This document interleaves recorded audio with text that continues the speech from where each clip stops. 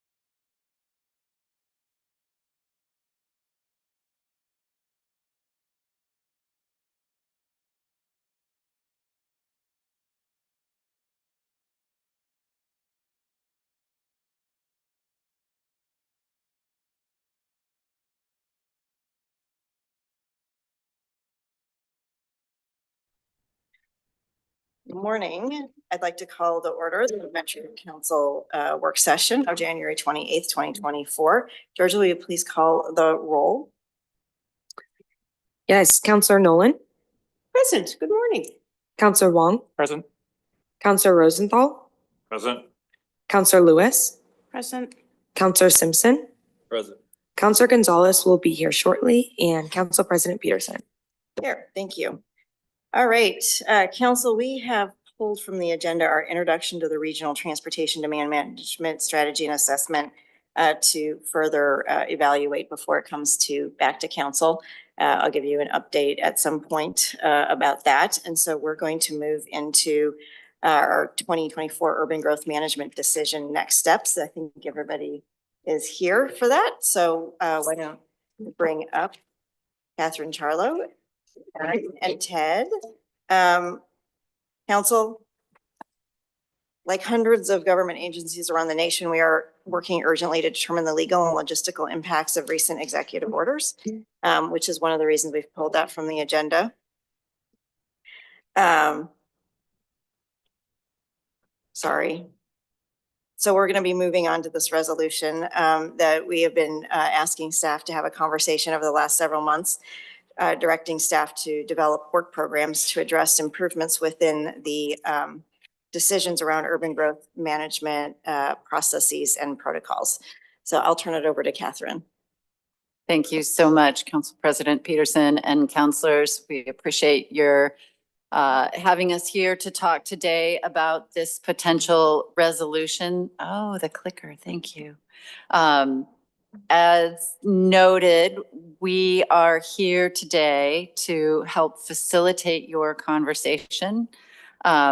This is our opportunity to bring back some information that you requested earlier in the process. I'll explain that in just a minute. With me are Erin Key and Ted Reed. We have just a few slides, but really the intention of today is to give you all a chance to talk about elements of the resolution that we would bring back to you in a month or so that specifies improvements for the urban growth management process. Next. Oh, this is me.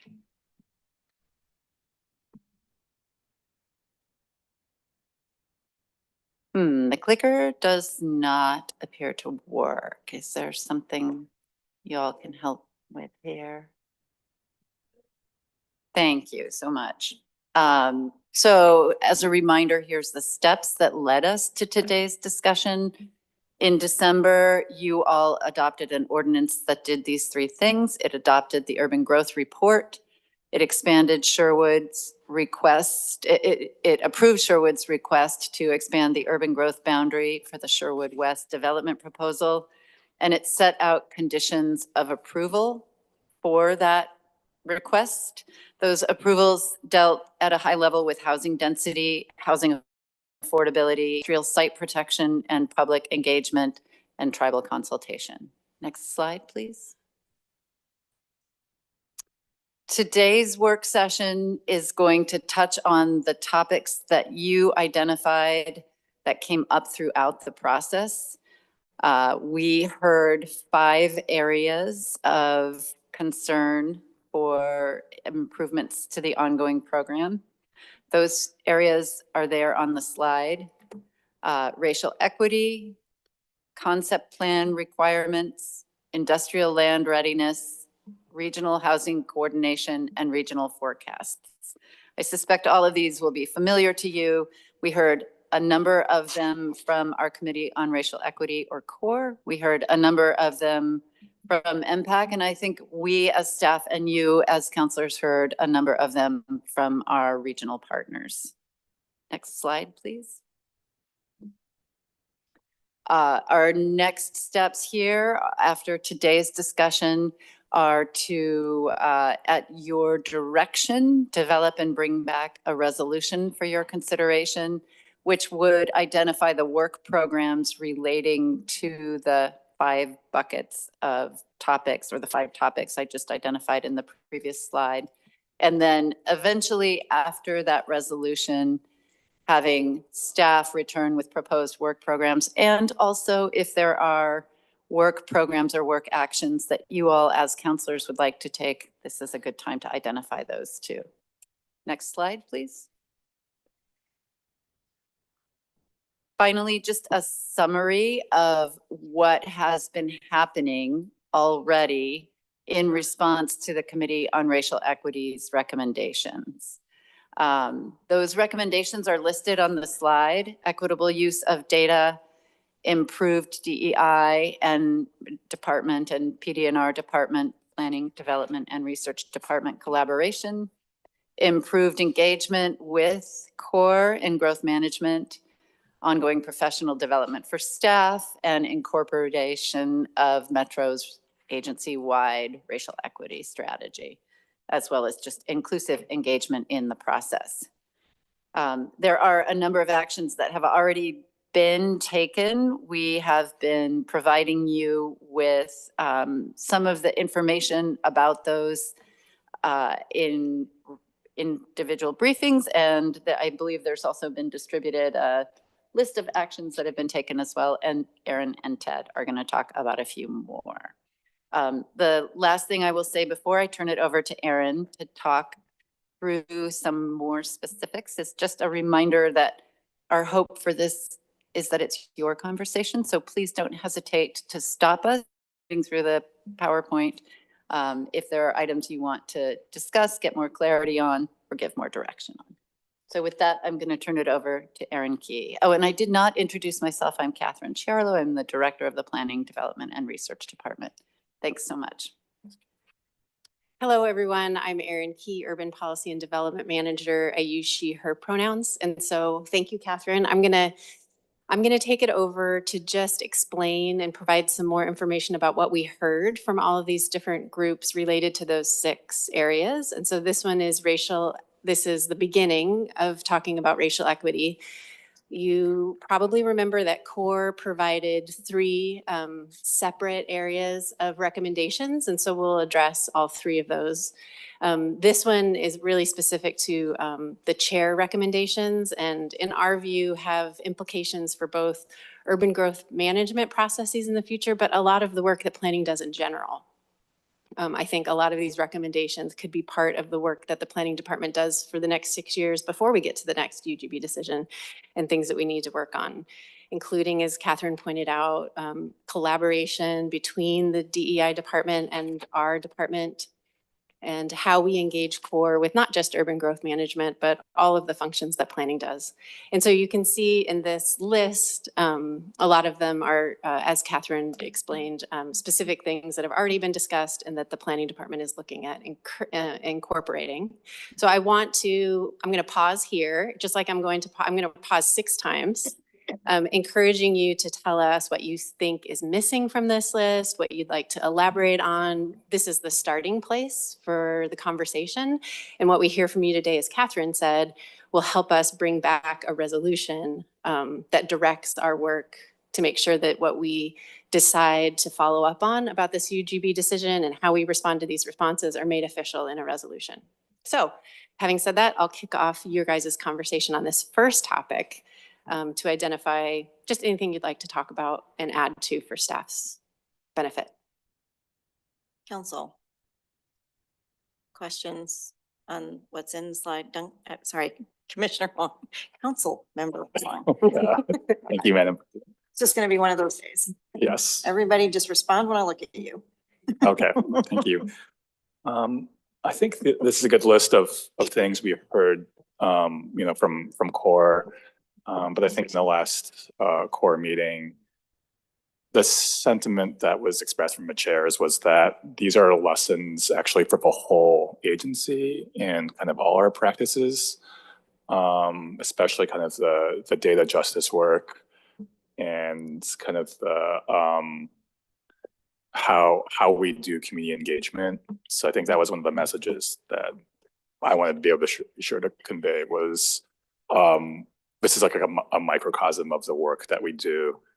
And I'm not really sure how that would impact, a resolution. I know this is kind of like a rough like blueprint for future kind of processes, but just like what are the lessons that we can tease out to kind of improve, our practices across the agency. And I think, one thing that they really saw were different processes within Metro have different I think goals and objectives and basic like commitment, I think, to racial equity. So how do we kind of more uniformly, adopt that, across all our processes, not just in urban growth, but also, housing conversations and transportation conversations and other processes that we have. Thank you. Thank you. Councilor Nolan and Rosenthal. Thanks, Madam President. These bullet points focus on engagement, which is an initial step toward bringing in more voices and perspectives, helps our staff and the council and the public understand the imperative for equity. It's, in mathematicians' terms, a necessary requirement, but not a sufficient one. So I'm hoping that, for example, beyond equitable use of data, that we have also learned what I heard from CORE, that we need to use data to achieve equitable outcomes. That our planning, our land use management should be directed toward, at a minimum, doing no harm. So understanding enough whether the policy decisions we're recommending or enacting accrue more benefits or impose fewer burdens on the majority white population. Instead, our objective should be that the proportionality of benefits, because we're catching up from centuries of adverse impacts, should be proportionately more beneficial to BIPOC communities. And that the burdens they bear as the result of policies or decisions we make should be less than proportional in order to bend that arc of justice towards equity. And I don't see that represented here. On the next page, or where is it in your plans? Where is it in your awareness? Yeah, but I really appreciate this conversation and what you've suggested. This is exactly what we need to hear to work this into the resolution so that we make sure that Metro's response fully addresses all of these really important elements of what CORE said to us. If I might just follow up, I think our equity policy and our commitment to equitable outcomes demands that we think differently about the work we do. Because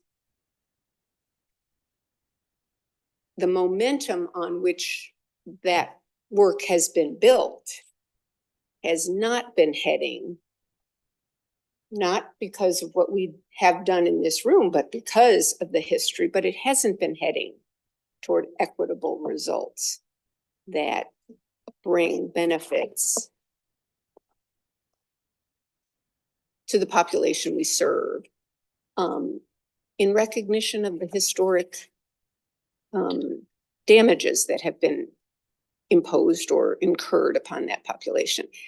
So it's a bit scary to get out there into unfamiliar territory. I recognize that. I think that's what it needs. Thank you. I would, because Counselor Wong had just pointed out that a lot of this is based on the entirety of Metro, and you're Yes. representing one department. I'm Yeah, just going to good look to our COO also about how we view this resolution in terms of not just the urban growth management, but what we may need to put in there of what we're already doing and just declarative positive movement forward for everything that is going on in our DI department as well as in the other departments. Any thoughts? Yeah, I mean, you know, this is a journey. And so there are, Councilor Nolan, as you noted, there are many historical circumstances, intentional wrongs, different things that have resulted in the inequities of today. I think, you know, part of our job is not to, is to understand how we are perpetuating those inequities and make those corrections, whether they're part of the urban growth process or, you know, or other parts of Metro. But I also think that it's not enough to just look at the inequities, but instead to employ, you know, targeted universalism, looking at what is the universal goal that we have for all people in our community and how do we identify how people are differently situated and develop targeted strategies to help different communities reach the same outcomes. So I hope that, you know, those are some of the conversations that we have in the future. Not sure if that's exactly what you're looking for, President Peterson, but. No, I just know that there's a lot of work going on throughout the agency. And if these core comments were, you know, not just to one department, I want to make sure that when we draft a resolution that you have eyes on that of what is going on that we need to support. Because there's a lot of positive work going on, but also not just within the departments, but what we're heading towards agency-wide. So that we're not expecting just planning to do all of the work because these comments don't necessarily just apply to. Correct. Yeah. Yeah, it's part of everyone's job and part of, you know, an organization-wide approach too. Yeah, so I guess I'm just thinking of how we organize a resolution that's a little bit broader in context and scope to support what we're doing. Thank you. Yeah. If that sounds good to the council. Okay. Councilor Rosenthal and then Huang and then Nolan. Thank you, Madam Chair. First of all, I make a statement. I think my impression from Metro over the last 8 to 10 years is that we have a strong commitment to diversity, equity, and inclusion through all of our departments. That doesn't mean we always get it right. Sometimes it's as simple as a checklist. We probably should have had a checklist in doing the urban growth planning update saying contact core at this time, rather than as late as we did. So some of it's simple. It's not a question of bad intent. It's a question of we just are working through the process of trying to incorporate it in everything we do. A couple of specific comments I want to make. Equitable use of data. We also have to be attention to make sure we have the right data, that we have complete enough data so that we can actually use it equitably. I think that's one thing important. And then one particular thing, I think we have to be careful when we talk about DEI and core engagement, which is great, and ethnic equity, we have to be, I think we have to separate out indigenous people's issues separately and deal with them separately because they involve both governmental priorities, governmental policies, as well as pre-existing land use issues that do not occur with a lot of the other ones. And I think it's really important to realize that those are not just part and parcel. They share some things in common, but I think we also have to pay special attention to some of those. So I would say we should have a specific one that deals with, the indigenous people's communications. So those are I'll probably have more comments later, but that's enough for right now. Thank you. Counselor Wong.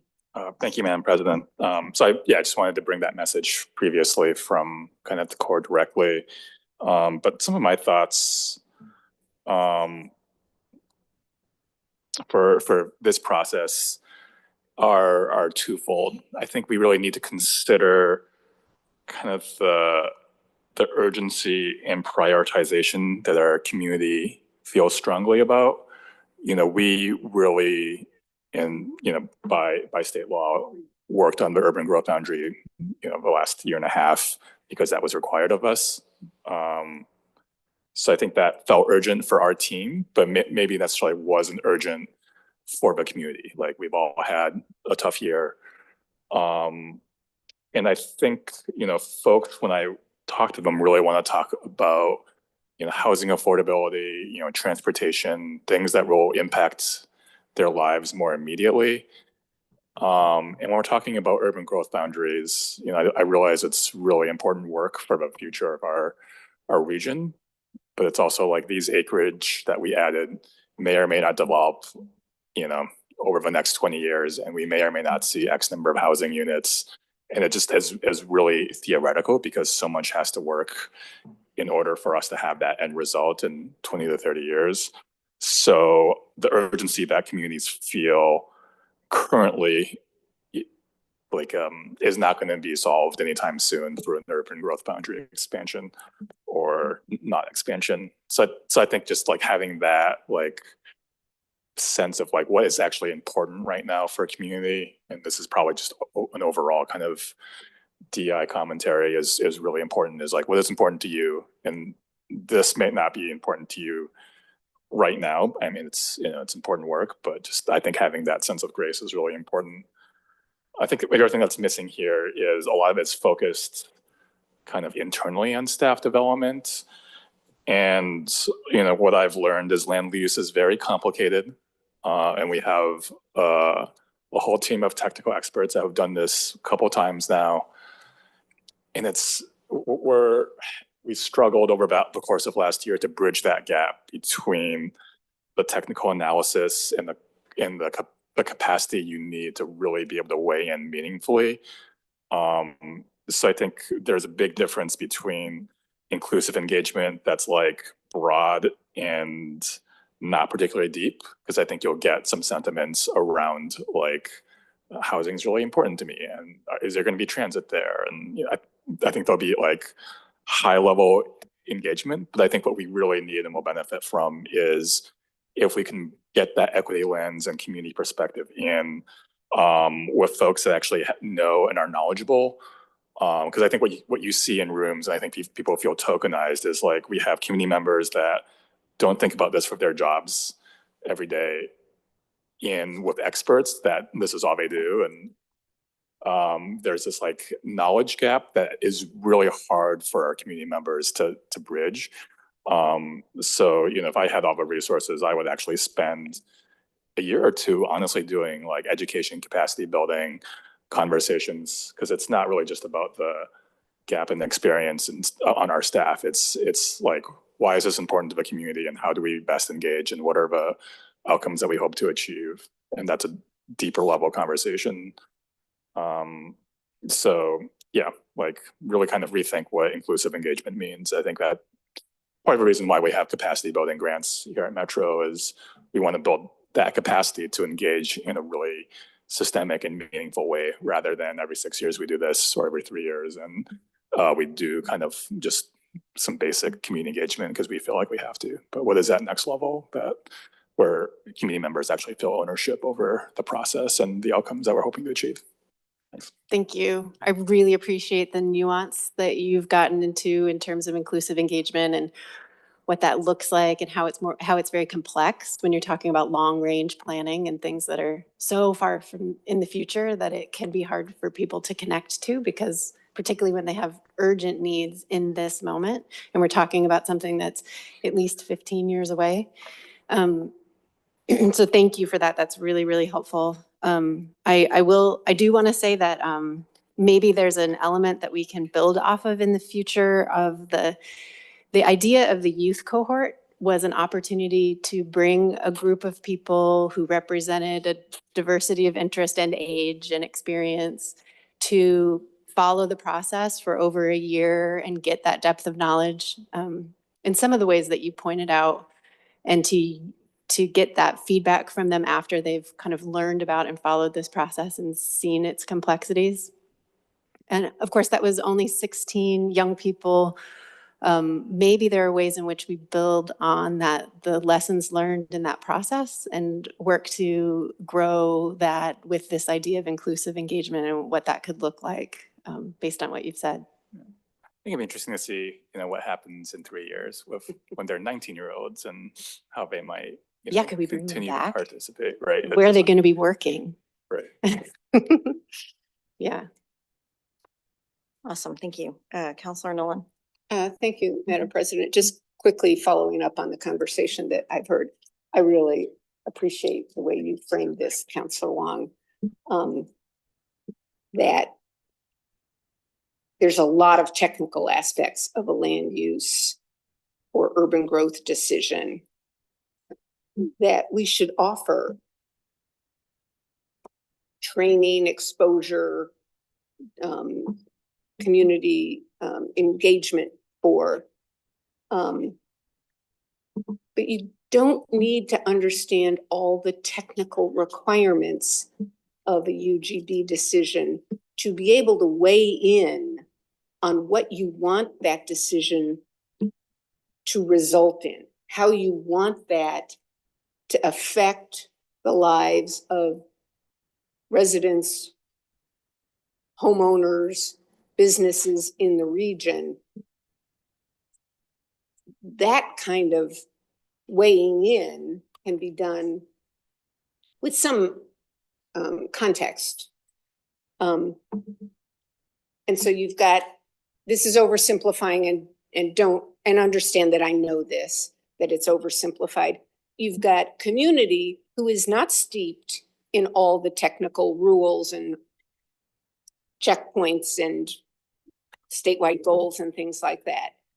And you have staff who is extremely professional and informed of that, but who don't know what it is like to sit in the seats of the BIPOC community that we want to understand and respect and help through this process. So it's got both. Madam President, I think it's great that we're looking at how these comments might apply to other parts of Metro. I hope we don't mush them together so that we end up having not useful guidance to the future UGB decisions. Especially since, although the next UGB decision that has to be made is 6 years from now, but we'll start the process 3 years from now. And one of the issues we had, for example, was that we felt that we couldn't change the rules after we had said, okay, we want a concept plan. But that concept plan didn't say, and understand, everything Metro does is in the context of advancing diversity, equity, and inclusion. So yes, if we need to be more explicit, we need to say, we want you to show how your concept plan will improve the lives of BIPOC community members. And if you don't, it's disqualifying, or we'll help you figure out how to do it would be a better response. But giving direction in this use as well as around the agency, that everything we do is guided by an equity policy and a climate policy. And you have to help us get there, city or county or private nonprofit. Because we can't do it by ourselves. You're the ones who actually implement. We put the framework on it. Thank you. Counselor Gonzalez. Thanks, President Peterson. Yeah, I think this conversation has me feeling like I want to contribute some thoughts. And, you know, the implementation wise, I think these look like good recommendations. Encourage you to keep working on them. You know, one of the things that I've learned in my career of working with communities on efforts like this and collaborating with governments is that, you know, it's not always about the framework or the checklist. It's about the journey and about how people feel in terms of bringing their experience and the learning that comes with that in terms of how to support a process or a system or an outcome or a framework. And to Councillor Wong's point about building capacity, building the technical ability of our community partners for an ecosystem that we know is part and parcel of everyday life, I think is something super important. And you know, I'm seeing this also in the context of this future vision process that we're working through. And like, I also want to like highlight something that I felt a little bit uncomfortable with in the last urban growth process, which was we have to remember that, I need to be careful here with the words I say, but we're asking communities to contribute to a system that was designed without them 50 years ago, frankly. And, you know, if the community is asking and saying things that go against some of the things that we've championed for 30 or 40 years, are we going to listen? What are we going to do about that if there are major changes that need to be made? So I think it's if we want to listen to community and we want to do true DEI, we need to be willing to have those level of conversations and listen and not just push people in a direction that fits with our agenda or our worldview because of the experiences that we have kind of contributed to the momentum of something. And so I just kind of want to call into that's something that was hard for me to see. And I think like DEI is really hard. I mean, there's no, like, and Councilor Rosenthal mentioned, there's no slam dunk. And in the very nature of engaging with DEI, you're going to make mistakes because that is the nature of it, because you're opening yourself to new perspectives. And we welcome that and to keep taking those risks. It's so important for our agency to do that. But also we need to be willing to listen.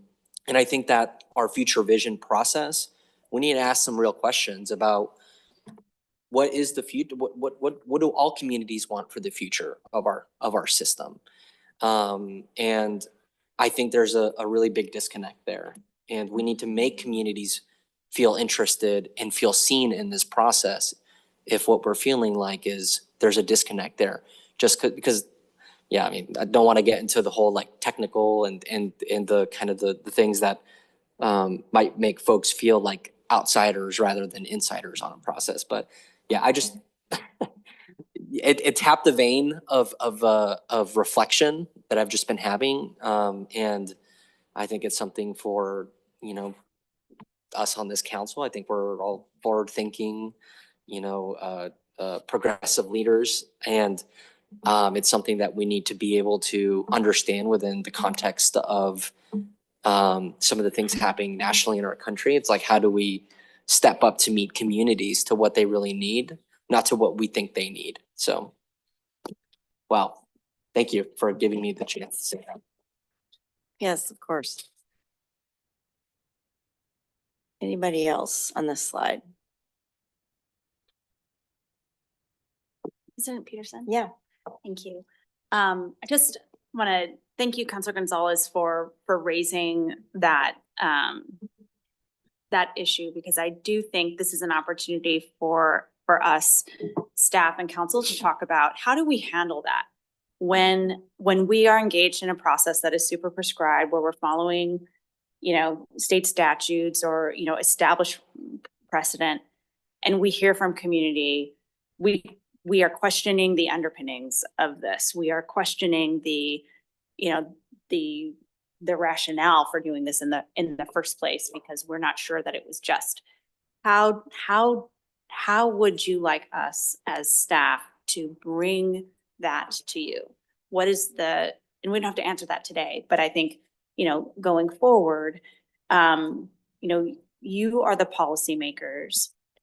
We are implementing your direction, and in some cases, direction from other governments. So what does that look like in real life to bring that kind of feedback back to you? I think that would be a great, future conversation. Agreed. I think that is to me, in the urban growth boundary, we as council made assumptions, right? It's not just about staff at all. I think we need to be very clear. Sorry, I didn't mean to snort. I think the question is, before you get into a regulated environment, what's the work that needs to be done to understand the real scope? Because the real scope may be broader than the regulated environment is dictating. So to me, it's the pre-work of understanding and also putting into context that regulated environment versus what the other authority we have is going forward. Mm-hmm. And if to me, if that pre-work shows, and in this case, it would have to be done quite a ways ahead to understand if there's anything at the legislative level that we would need to ask for more flexibility or more interpretation, or, right? Because, but when we open up that literal can of worms, there are other interests. We were just talking about agriculture is not a part of the equation for this conversation on UGB. I would like it to be, right? Health is not a part of the conversation for a UGB expansion. Would we like it to be? What else have we seen? What else have we learned through this process that we would like it to be in order to be more proactive? The minute we get into the deadlines, right, we're screwed.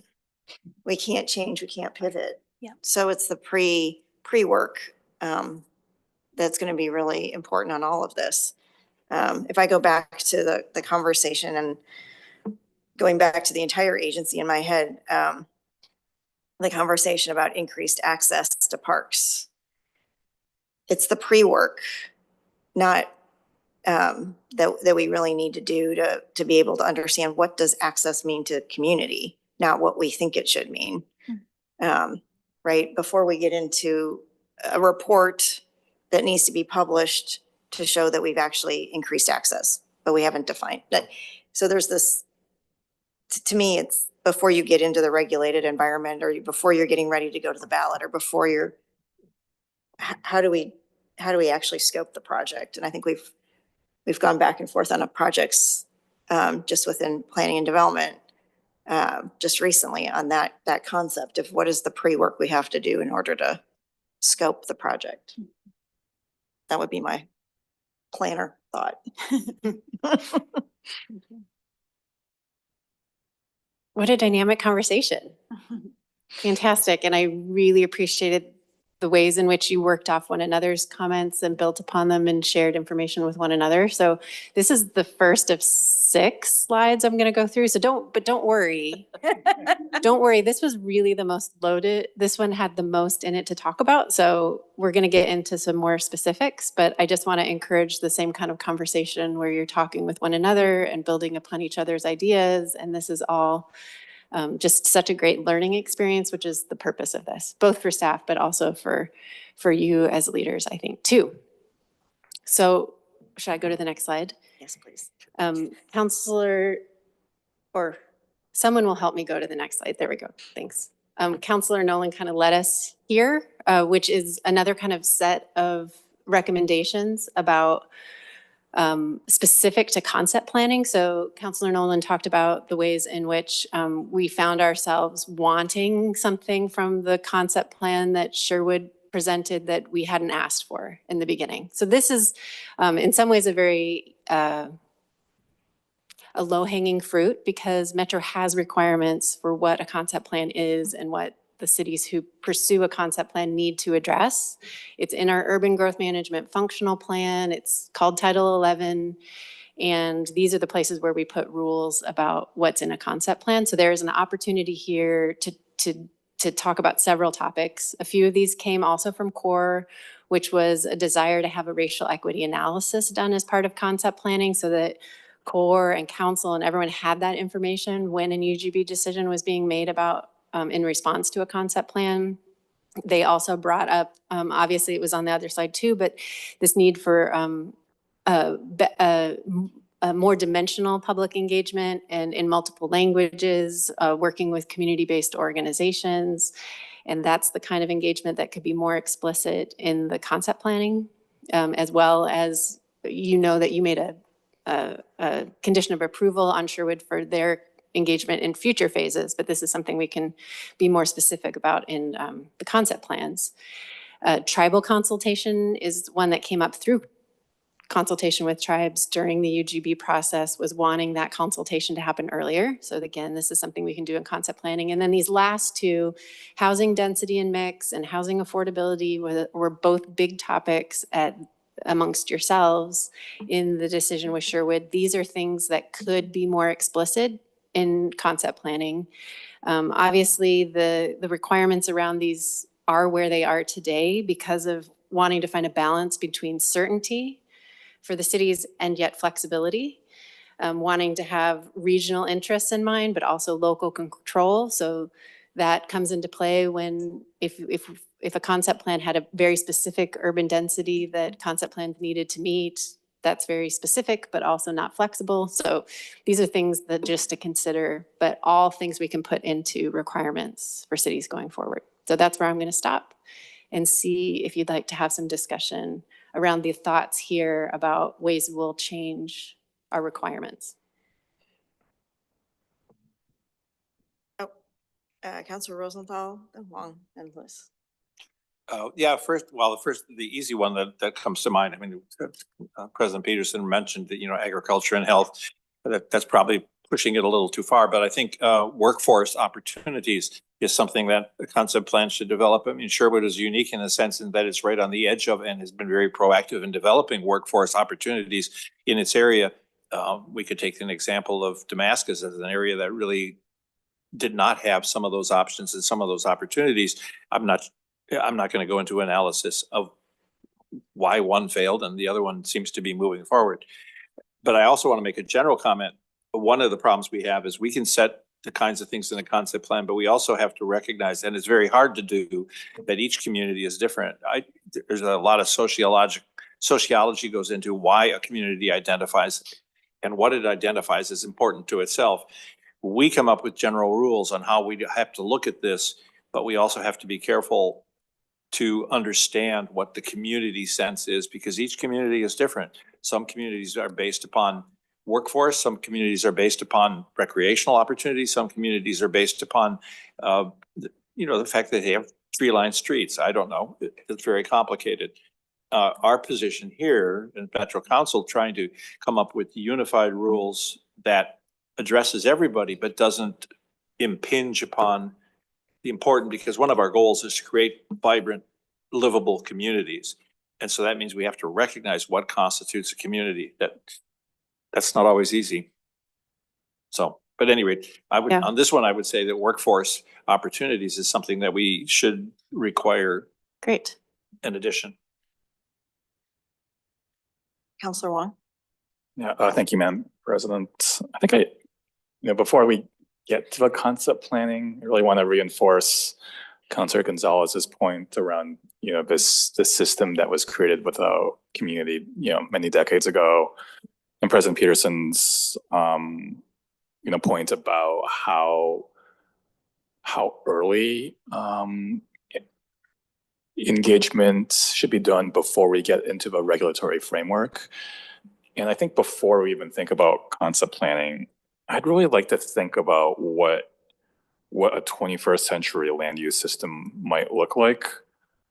And I think as policymakers, we have a very limited purview here, but we are policymakers, and there are policymakers at the state that we need the time to be able to like consider, engage, and think about what an equitable system that works today, would be. Because I think if we just go down this continued path, we're just locking us in to continuing this system, where I think it'd be worthwhile for us, so early on before the next cycle, to really think about what are the systemic changes that we do need to see. And then work toward, I don't know if we'll get a complete overhaul of the system, but just even knowing the vision for that new system will help us move towards that. And if we don't make time for that conversation around like dreaming around what this new system could look like, we're always going to be here in the same place. And I felt like last year I wasn't knowledgeable enough to really think about that. So we were locked into all the system and all the processes that were already there. And we were I felt like boxed in around, the data analysis and the political constraints and all that. Whereas I think the real conversation needed to be had earlier around what is it that we hope to achieve, for the community. But that wasn't the conversation. It was around, here is what the data shows, and here's what I think the data shows. And so, it just was not the place to have the systemic change conversation that we need to have. Yeah, and I think you as a council have an opportunity to really dig into that with the future vision. Like that is about, it is about more than planning, but it is a lot about, I think, the systematic changes that you want to see, this idea of what does 21st century planning look like. I think those are conversations that you could probably begin immediately as part of that process, and would be a great way to make sure that we've really explored that and talked about what it means before the next UGB decision. I think Anyone that's else? one place. Yeah, I think there's probably some other things we can think about in Mhm. terms of what does pre-scoping look like Mhm. for anything inside the agency. Councilor Lewis and then Councilor Gonzalez. Sure, thank you, Madam President. I see housing affordability on there, fully in support of that. I believe we should also add explicitly affordable housing. It is different set of criteria. The other thing is, I think we need to actually look at the full cost of developing new urban areas, and not only understand the true cost, but how the cost share will work. Historically, I think the approach in this region has been that new development pays for itself, and there's no wonder that new development is full of luxury housing. And if we expect to see more mix, more affordability, the true costs of getting cost share from the rest of the city need to be explicit in the plan. Great. Great ideas. Thank you.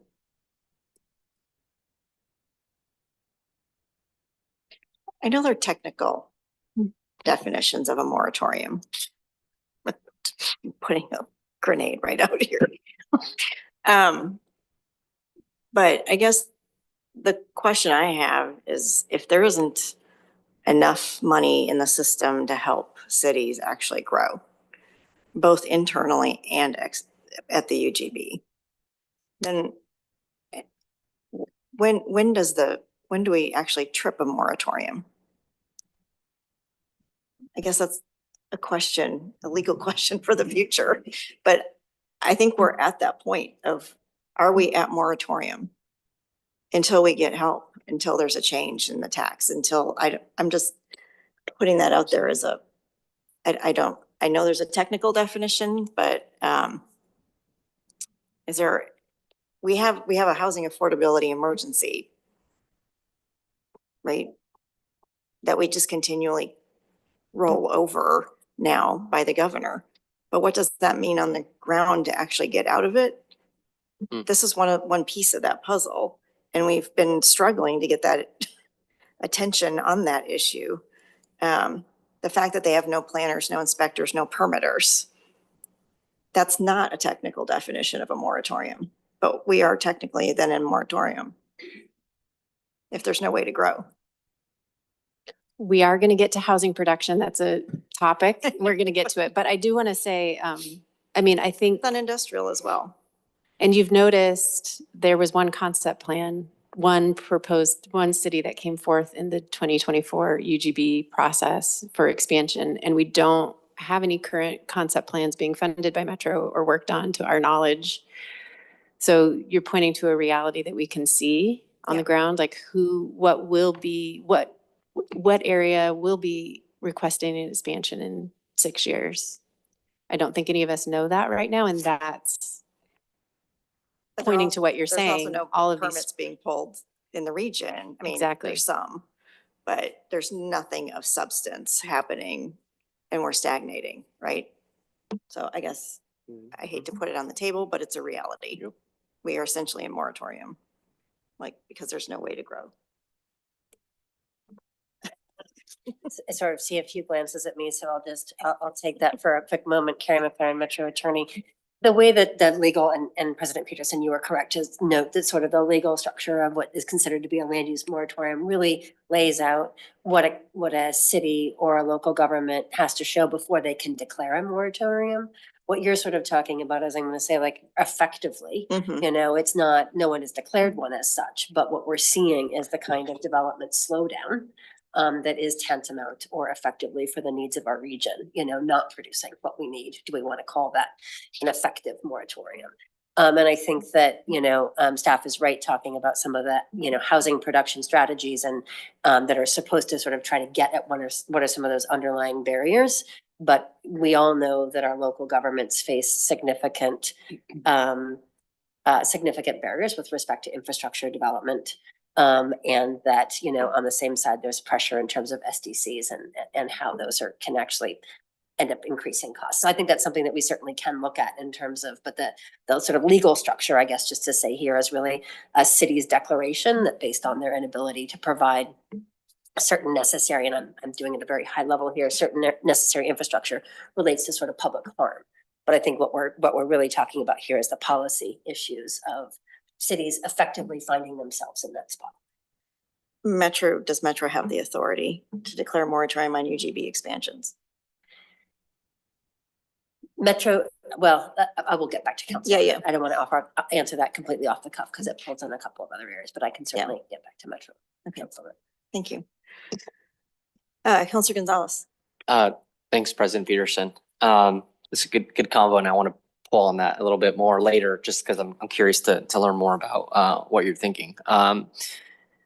You know, in December, I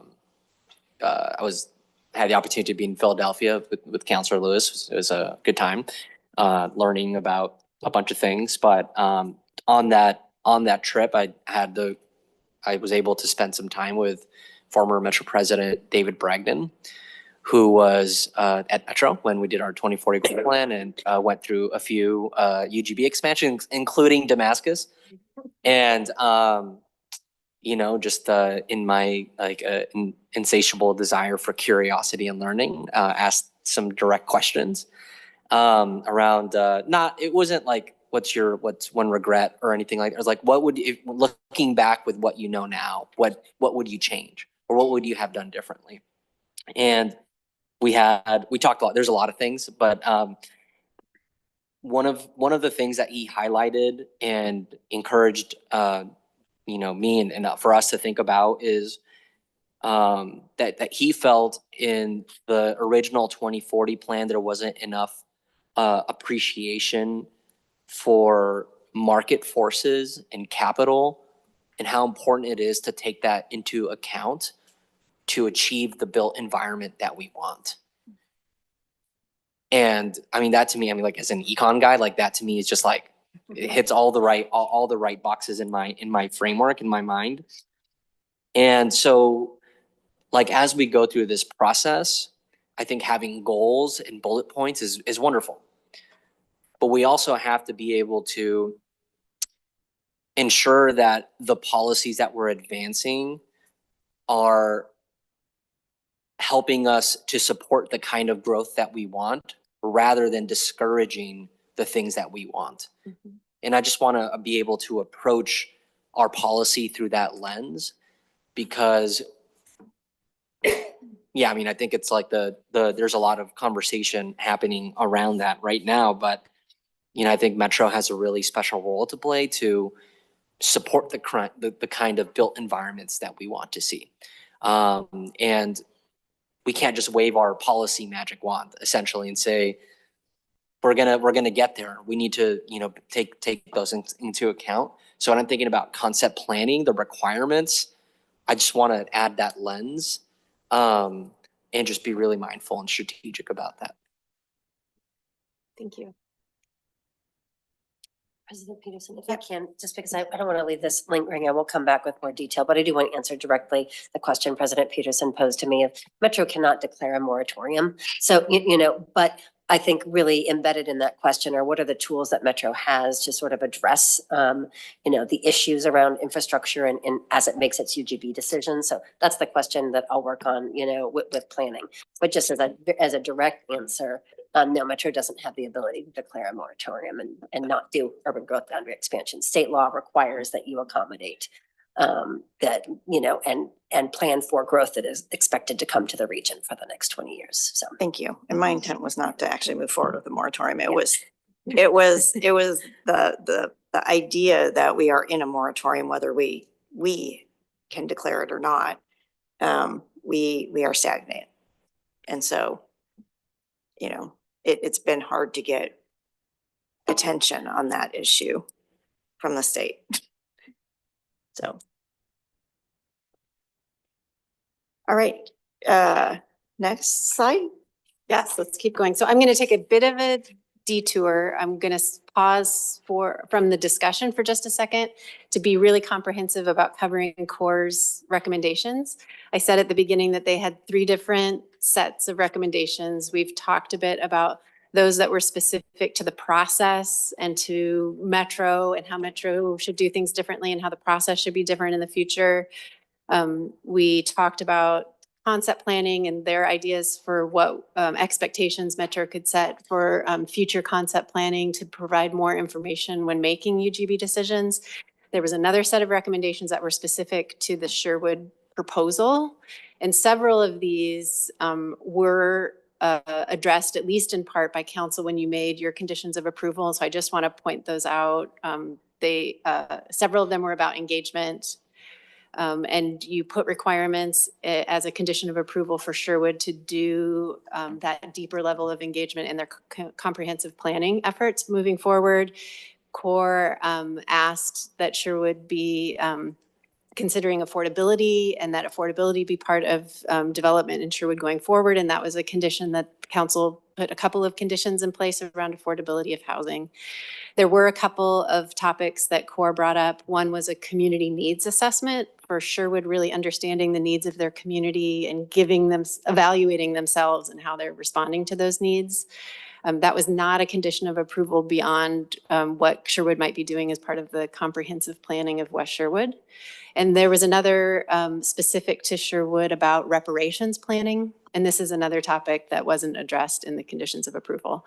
I'm showing you this slide to make sure that we're showing and talking about each and every one of the CORE recommendations. And you understand, and then we're not losing any of those important ideas. Okay. So I'm going to keep moving because I'm going to talk maybe about the instructions I got were to push it once and then wait. There.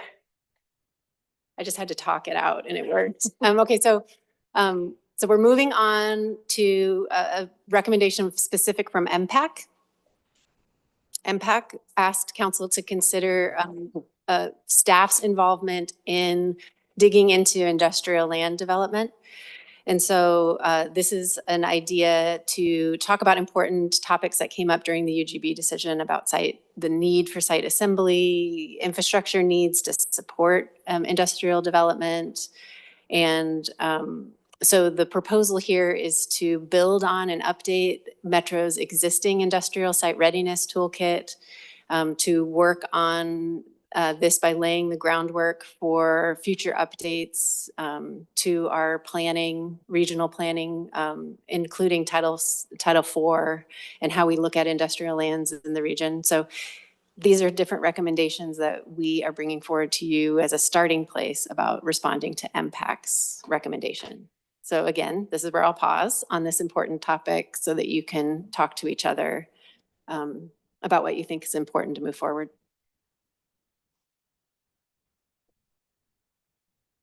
Counselor Gonzalez, did you have something or? Oh, no, that was leftover. Counselor Rosenthal and then Lewis. Thank you, Madam Chair. I would just add something that I always add is infrastructure to support readiness really contains two components. One is the sort of the basic facilities, energy, power, water, and so forth like that.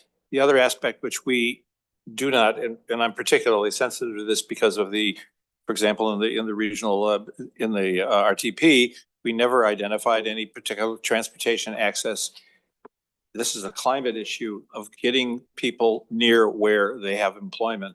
So the transportation thing, we have a big issue down on the west side because people try and commute all the way through the farmlands to get to Intel. And we have a growing job market down in that southwest corridor. And we have people commuting up from Salem to get there. So addressing the transportation, the access of people to the places of employment is something that it takes attention that we haven't put to it before. So Thank you. I know that's a broken record, but if you know what records are.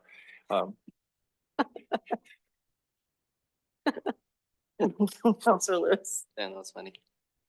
Sure, thank you. I am actually honing in here on the word collaboration, because I don't think that really tells us what the vessel is in terms of, is it a work group? The way I had been hearing this kind of plank was that it was going to be a group that had some prominence. And I would like more ideas fleshed out about not only how we give it prominence within our agency, but also the private sector developers who are key to unlocking some of this land, and to regional jurisdictions. Like, what do we mean by collaboration? Do you Yeah, mean great. like- Let's talk about it. Okay. That's what we're here to do. So maybe your colleagues have thoughts and ideas about what that collaboration means, having the right prominence for this group would be, and who might participate. Mm-hmm. Did you want to follow up on that with the Counselor Simpson on the committee that we've put together? Yeah, I think that it's, thank you, Lynn. There is a committee that we will be beginning on this year around exploring what Metro's economic development impacts on the region and what's our role and authority in those conversations. So I think that should be a great piece of, it should be in there. Yeah. Part of our next steps. Great. Counselor Lewis, did you have a follow-up? Yeah, I guess for me, this is more than one meeting. This is more than something that gets through the, the ringer of impact and then council. I think you really have to give it shape to meet an unspecified number of times until all the kind of issues on the table have had their appropriate amount of time. It's not just a panel. It's not just take one or two ideas. So maybe going back to the committee that we had put together pre this conversation to try and help scope out and get ready for. I think one of the because it was the first time we put together a committee, and I'm forgetting what we called it, Catherine, the committee, the Roundtable. roundtable. Thank you for, The Urban Growth Report Roundtable is the group that we brought Yeah. together through the UGB process. and I think part of that was answering questions. Some of it was getting recommendations, maybe looking to that roundtable type of concept and creating one on the industrial land specific, would be a way to start thinking about it and make it more about recommendations than, responding to questions about the process and the modeling. Thank you. And maybe I could speak a little bit to some of the staff ideas in this space. We really did want to create space for you all to talk about this. I think the Committee on Economic Development is a real opportunity for council staff collaboration outside of these types of processes to really look at how we do some of that pre-scoping that Council President Peterson was talking about, where we talk to business leaders, we talk to other economic development partners that are charged with carrying parts of economic development in this region, figure out what's being done, where the gaps are, and what Metro is uniquely positioned to help move forward. So we look forward to that. We can't do it without you all, for sure. We can't do it without your relationships, and we can't do it without your direction. But we are excited to work with you on it, and do have some ideas on people to talk to, organizations to collaborate with. So, thank you. Great. Counselor Gonzalez. Thank you. Feeling chatty today. So Catherine, you like just perfectly hit a perfect hit. I'm not a baseball guy. I wanted to do a metaphor and I failed. You threw a ball down is it the plate? Yeah, I'm just kidding. Anyway, all right. All having troubles. All right, yeah, wow. But you guys get my wavelength, right? Okay, great. So what you just said, and I really want to amplify what Counselor Simpson was sharing, because I think that there's a great deal of, there is the stewarding that needs to happen within our staff, and I think you're prepared to do that and seeing some of the elements that we learned from this. But there's going to be a really important need for that council leadership, and which is why I'm excited that Counselor Simpson is chairing this committee. The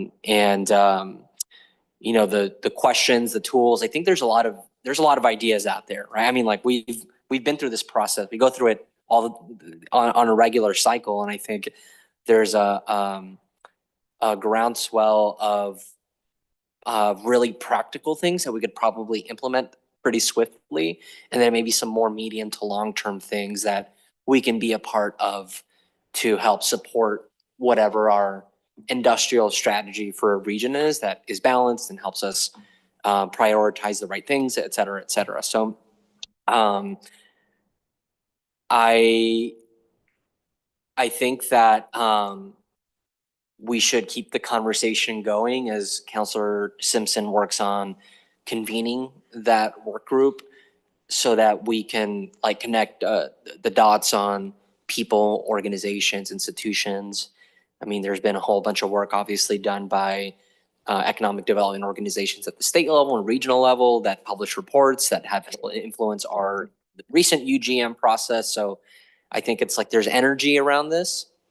And one thing that I'm learning is that when you have energy, grab it, or else it dissipates. It's like a theme of the last 6 months that I want to appreciate, even if it's a very hot energy that is hard to direct. But yeah, so those are just some thoughts, and just I know that you and I we were a part of a lot of conversations on the West Side last year, so you know what I'm saying. And I'm excited to work with you and kind of follow through on some of those things that we shared with folks that we would be doing. Great. Thank you. Counselor Rosenthal?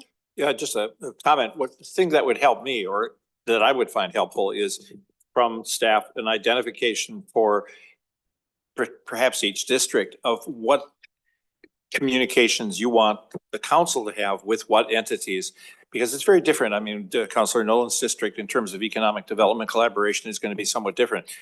Councilor Gonzalez and I are fortunate, I suppose we could say, and we have an economic entity out there that is quite active and quite vocal. So we don't actually have to go out and try and talk to them. They'll talk to us, but it's different. Some cities have economic development, active economic development coordinators. Whether we should be talking to them or whether you should be talking to them, that is some direction that would be helpful to us. Great, thank you. Just to round this out, I am gonna, here's my broken record. Why is it that we have an infrastructure to support readiness, but not an infrastructure to support housing? Bullet. Again, going back to the financial needs of our jurisdictions that are unmet. We have put a number to specific parcels in the region of the infrastructure necessary to get spring water going. But yet we don't have a number of how to achieve the densities we want inside the region or when we grow.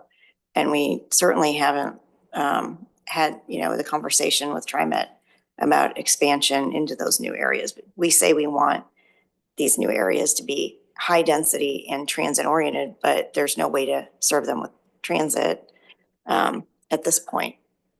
There's not the resources and there certainly isn't even the roads. So I feel like this slide's fine. But if we go back, the piece that continues to be missing, back to my conversation of not promoting a moratorium, but the fact that we are actually kind of in one, is to that point. There's no work by anybody on this very problem. So I think people are starting to get it, but not fully understanding the complexity of it. And I think that's kind of on us to think about how we can tell that story with the numbers. Council President Peterson, I really appreciate that. And I think that is true both in potential UGB expansion areas and within the urban growth boundary. That's what I'm saying. It's intensely true in both of those contexts. Yeah, thank you. 100%. Is there more discussion on this topic? Yep. Yeah, I just want to add that there are models worldwide that do this somewhat differently, and we don't have, for example, I was talking to a planner, a regional planner from Hamburg, Germany this summer, and when they identify some population needs or an industrial area, they have industrial estates, they identify at the same time the population that can serve it, where that population should go, and then they identify the transportation network necessary to get there, and then they make public investments in that. We have not integrated that. Maybe we need to be a little bit more organized in terms of industrial estates. Maybe we need to be a little bit more proactive in terms of transportation and to designating areas that we see as priorities to serve these areas. I don't know, but that is a model that has been applied quite widely in Europe. Thanks. Thank you. That was going to actually be my last comment, going off of Councilor Rosenthal's, is there does not appear, and maybe it's out there and I just don't know about it, but we have not, and this is one of the reasons for the committee, is looked at all of the tools that we don't have in Oregon that other states have, that we should be looking to implement in order to support our economic growth. And so it's, whether that be tax incentives or whether that be the integrated planning, right now you literally cannot live in Clackamas and get to jobs in Washington County and still have a life because you're just commuting all day. So our transit infrastructure doesn't even support our industrial growth. It's not designed to do that yet. Other thoughts? Okay. I thought, so don't, wait, let's see what happens with it. I'm gonna come back to this. Don't let me forget. But since we keep talking about housing, we should just talk about housing. So let's go here. It's come up several times today, but you remember it came up in the UGB discussions too. We were talking about densities, we were talking about the edge, and several times someone on the council said, yes, but we need to be supporting more density inside the UGB. So this is something that we tagged as an important follow-up topic. I do want to point out that there is a new state requirement of Metro that we produce what's called a regional housing coordination strategy within 1 year of a UGB decision. The purpose of that strategy is to coordinate amongst the cities inside of our Metro region on what Metro can be doing to support housing production. It is meant to be a list of barriers that are interrupting the production of housing in the region and an identification of what Metro's unique role can be in supporting the production, both in those cities and counties that have their own requirement through this legislation to produce housing production strategies, and also our own goals about the housing production we want to be supporting and how we want to do that. That team has a scope of work and an engagement strategy that they'll be bringing to council in mid-February. So that process is one place for this discussion to happen, but this slide is to give you a chance to then have this conversation. It's come up a couple times already, specifically to how we're providing the kind of missing infrastructure and city support, city needs of what's leading to this continual problem of producing enough housing that we all know that the region needs. So I will say no more because I know you'll have a lot to say on this topic. I feel like we're talked out on it. Maybe we've said it all, but Councilor Rosenthal. Thank you, Madam Chair. Will you bring to us also at that time the potential implications of changes in federal housing policies and how that might affect our regional housing strategy? The DEI policy alone is going to affect how HUD implements things, and HUD is a key player. So I think. Very good point. I think we're all learning and figuring that out as day by day. But It would be safest to assume a worst case analysis at this point. We don't know what worst is. Anybody else? Oh, Councilor Nolan. Thanks, Madam President. I assume, tell me if I'm wrong, that this housing production or housing coordination strategy needs to look at subsidized as well as market rate housing. Most housing development in the region is not subsidized. And cities tend to think they're the only special city, just like states think that they're the only special state. And yet there's a lot of commonality in what cities do to make sure that buildings that are built are safe, not just for the occupants, but for the neighbors. Is there an appetite among the 24 cities, and I guess counties, because there's a little bit of unincorporated land in the UGB, to move toward a common format, common structure for building permits that cities could add on to, but that a developer knows how to use, whether it's developing in West Lynn or in Cornelius, that would help simplify their task and streamline and expedite the review process. If you shave 6 months off the review time, that is money saved that could affect the affordability of the housing. Have we explored that with them? And would Metro be a welcome convener of that conversation? I'll answer your first question first because it's easier. the coordination strategy will look at both market rate and Okay. subsidized housing, both the barriers and Metro's role Okay. in both. The second question, I don't know the answer to that. I don't know, I don't know if there's been conversation amongst cities about a shared permitting system. And I don't know what the response would be to Metro suggesting such a thing. I think you're getting at this idea of coordination, which is such a big word inside this long sentence. Working on this, you have to say that long thing a lot, regional housing coordination strategy, but coordination, I think, is the most important word, and I'm glad you kind of hit on that too, are that this is an initial time to bring these cities together to talk about this topic. And a lot will be determined about what that is like once we bring people together, what they see as their shared interests. And we'll deal with the same kind of dynamics of both that balance of autonomy and regional need, and we'll see how that plays out. So this is the beginning of that, and I don't know what the answer is yet, if that will come up or what the appetite for it could be. And the reality is that we're not in a position to bring a lot of money to the conversation. So, I mean, we may be able to bring a little more, especially on the affordable housing side, and we're looking forward to that happening. But since most of the housing that will meet the need is market rate and not subsidized, not affordable,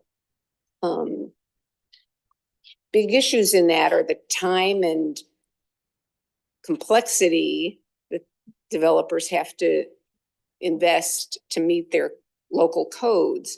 The other big cost is, well, labor and materials, which we can't control, and interest. The cost of construction loans and the cost of long-term mortgages, we can't control that either. So we have to look for the things that we actually can influence. You're absolutely right. Which might also go to Councilor Gonzalez's point of taking into consideration local regional market trends and economics. Yes. And be more upfront about what we can't control and what we can control. I think the other thing I would add to the list is when you're talking about this is it's not legislative, it's building codes. Because what I'm hearing from folks is that the building codes are increasing costs, but not increasing safety. They're old and out of date, and they could be updated. Yeah, and gets at to what Metro has control over and what we don't, and what opportunities we have to bring up important conversations that need to be had. But if the cities, I mean, if there's a coalition of interests that want to ask for specific changes to the codes, it's not a legislative change. Yeah. And the cities all point to the state building codes. So it's a one-stop shop. Can I add to that? Yeah. So I think it's just not just the building codes, it's permitting. I mean, who's in here has heard of deferred submittals? Deferred submittals take a long time, engineered joists, trusses, solar. So we, again, to your point about safety, like those things take time to review. And I think part of this conversation is like putting that on the table, each jurisdiction's process around permitting. What's the deferred submittal process look like? Because those are the ones that really hold up a project. Those are the ones that like take the longest to review because you need engineering, structural, electrical, mechanical review to look at those things. So I think building codes and permitting go hand in hand in my mind. President Peterson, could I add something? I appreciate this conversation in the context of the regional housing coordination strategy, and it's pretty tactical in that setting, and that feels appropriate. I also think that it's a down payment on our larger conversation about the future vision for the region, and it connects into what Councilor Lewis said about our assumptions about housing and how housing pays for itself. And it's a should, exactly. It's a core assumption. And then when we add on a lot of aspirations around safety and environment and transportation networks, we create a layered set of requirements and assumptions that don't match up. And I think that would be something that would be really valuable to talk about in the context of the future vision. Specifically the missing middle, because we are not seeing that missing middle is affordable. And a lot of that was this, or my missing middle construction was a state requirement interpreted by the local jurisdiction that gravel is no longer permeable.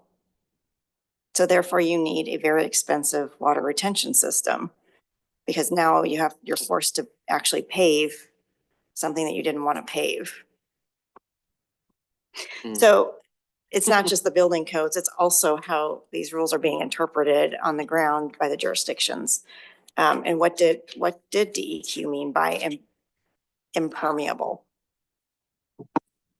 So there's a lot of tentacles that are having impacts based on interpretation, and getting clarity from the state would be helpful. Because it really isn't cheaper. It's like building a house, only smaller. It's the same costs, the basic same costs. Just the square footage, the cost per square footage is higher. So it's not, we're not seeing affordable with missing middle.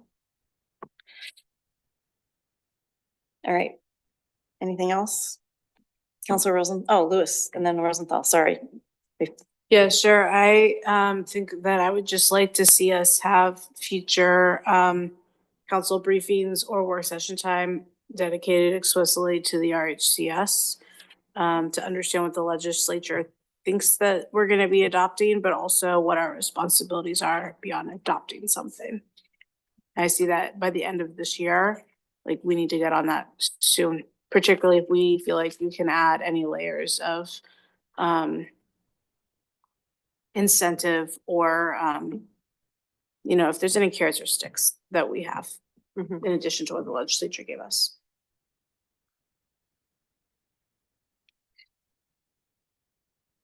Councilor Rosenthal? Thank you, Madam Chair. Just a quick question is, I would be interested in knowing to what extent LOC has started to talk about this, because I know that the issue is statewide and all the cities are facing this problem of staffing, of permits, of getting housing and so forth. So it would seem that LOC should be weighing in, or we should be engaging LOC on that, League of Oregon Cities.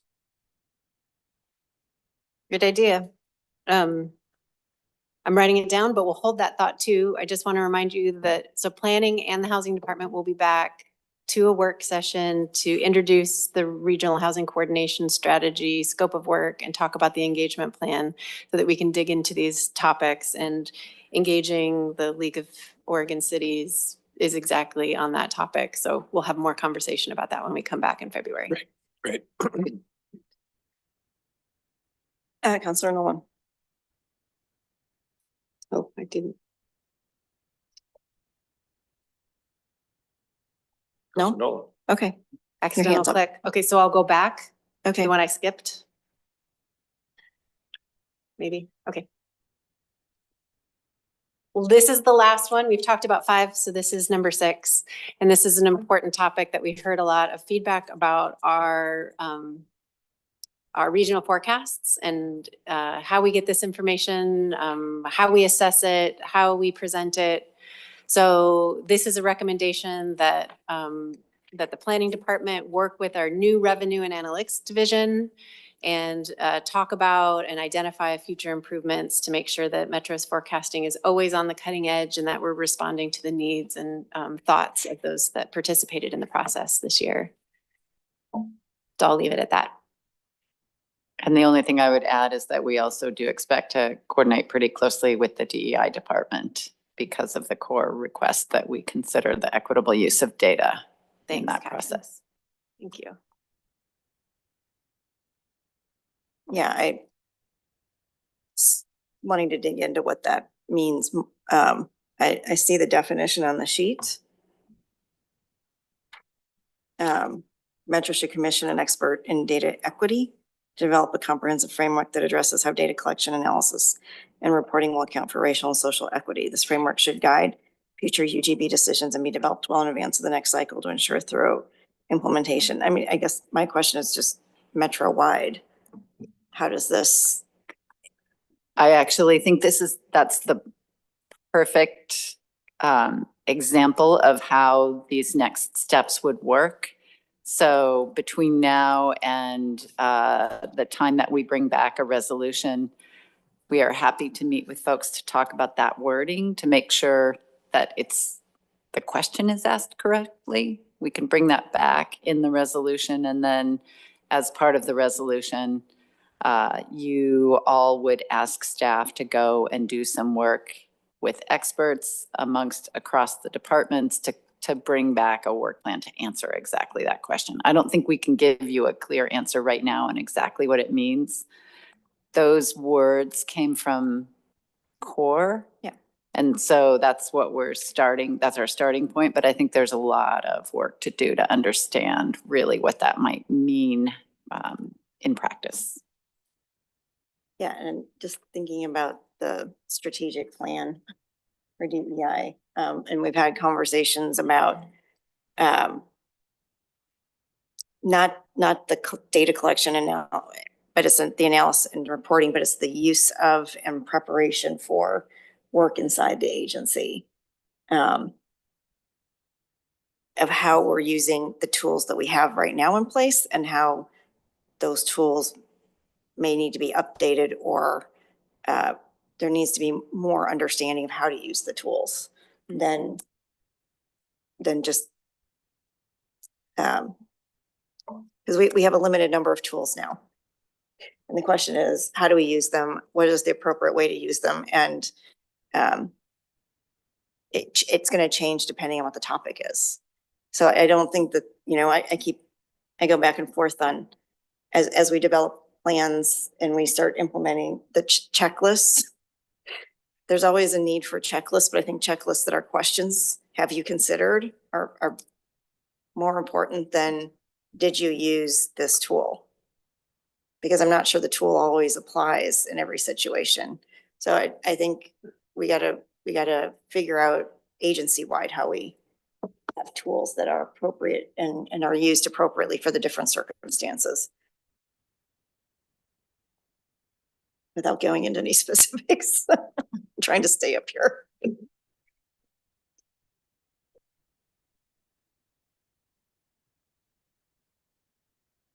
Anything else, council?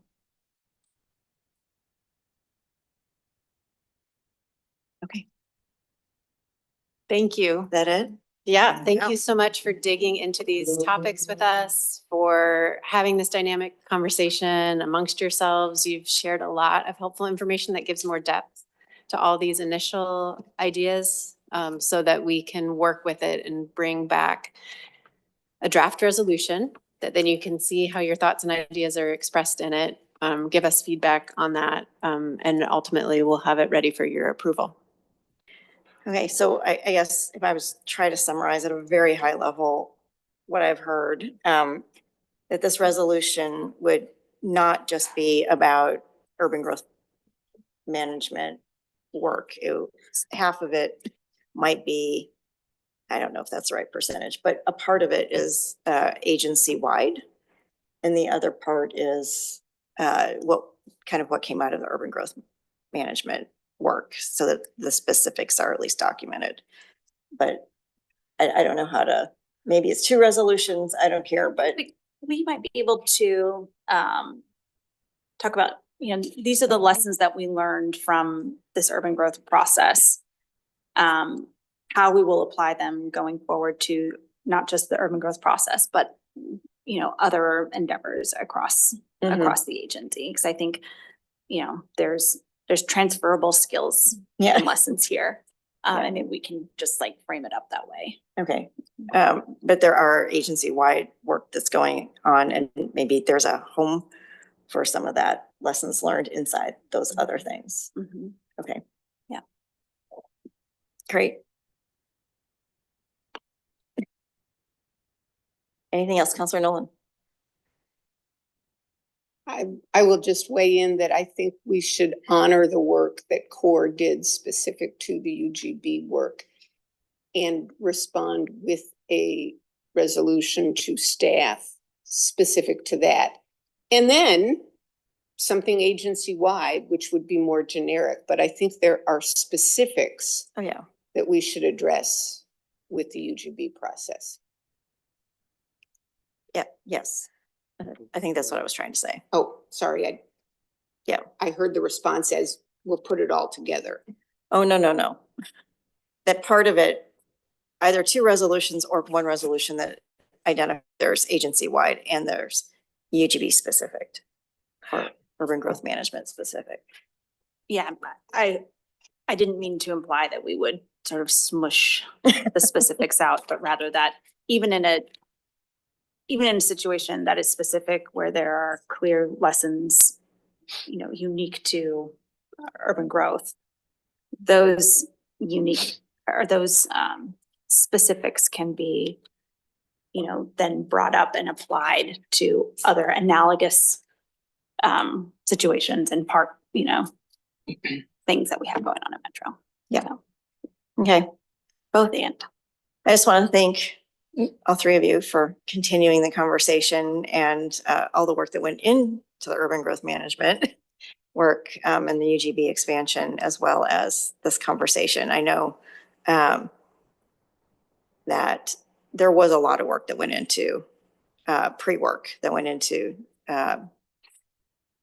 getting us where we are now, and also being open to thinking about how to even do more. So I just appreciate that. Thank you.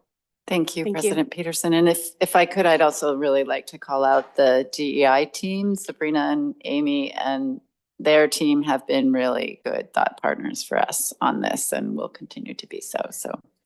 And thank you all for your engagement and direction. Thank you. Thank you. All right, Chief Operating Officer Communication. Okay, well, speaking of regulatory frameworks, as required by Metro's code, I am submitting to the Metro Council the annual report detailing the status of our region's cities and counties' compliance with the requirements of the Urban Growth Management Functional Plan and the Regional Transportation Functional Plan. Compliance with the Urban Growth Management Functional Plan includes meeting requirements related to housing, water quality, fish and wildlife habitat, flood hazards, protecting industrial and employment lands, and planning for areas added to the UGB. All jurisdictions are in compliance at this time, with the exception of a few jurisdictions that are working to complete planning in areas related to the UGB. Compliance with the Regional Transportation Functional Plan includes meeting requirements for system design, updating of transportation system plans, transportation project development, regional parking management, and amendments to comprehensive plans. The report shows that all jurisdictions are currently in compliance. It's worth sharing that since last year's report, the City of Beaverton has come into full compliance with the Urban Growth Management Functional Plan by completing comprehensive planning of the Cooper Mountain area added to the UGB in 2018. Metro expanded the UGB in 2018 to provide additional land for housing in Beaverton, Hillsborough, King City, and Wilsonville. Each of those four cities have now completed their expansion area planning work, and together, with technical assistance and grant funding from Metro, they have planned for nearly 2,000 more housing units than Metro required in the 2018 UGB decision conditions of approval. Appendix D of the report I'm submitting satisfies a Metro code requirement for me to report to you on the changes made last year to the Title IV Employment and Industrial Areas Map, otherwise known as the Title IV map. There were no amendments to the Title IV map in 2024 that were also made effective in 2024. The amendments to the Title IV map that were approved by the Metro Council for Sherwood West as part of the last year's growth management decision are not yet effective, and the amendments to the Title IV map for the Montgomery Park neighborhood were not approved until this month in 2025. MPAC, JPAC, and PERC, so many acronyms here, will receive and review this annual report as well. The report will also be sent to the 24 cities and 3 counties for their review and then posted to Metro's website. And I believe that the full report is in your packet. Happy to answer any questions. Questions? Thank you. Okay, thank you. Counselor Communication. Wow, all talked out. Counselor Wong. Great. Thank you, Madam President. Colleagues, tomorrow is first day of Lunar New Year. And I want to wish everyone a happy year of the wood snake. I saw downstairs where, we had some posters on the wall that the themes for this coming year are self-care and comfort, which I think is, of course, really important, reflection, and intrigue and mystery, and subtle movements that bring big results. So I think all very apt for our conversations right now, especially intrigue and mystery, I'd say. And for everything happening in our country, so. So I want to thank the API ERG group for today's, wonderful festivities down in the lobby area. And I see Amy and Tracy are here. Thank you for all your work. And there are many celebrations coming up in this week and in the weeks ahead, including 2 at Metro venues. So we have the Lunar New Year celebration at the Convention Center all Saturday afternoon, and then a New Year gala at the Keller in the evening. So please attend if you'd like. And there's many more celebrations in the coming weeks. So again, happy New Year to y'all. Thank you. Anybody else? All right, with that, we are adjourned, and our next regular meeting is scheduled for Tuesday, February 4th at 2025 at 10:30 a.m. February 4th already. You. Jeez. Great. That's a very fragrant tea that you have. This one? Yeah.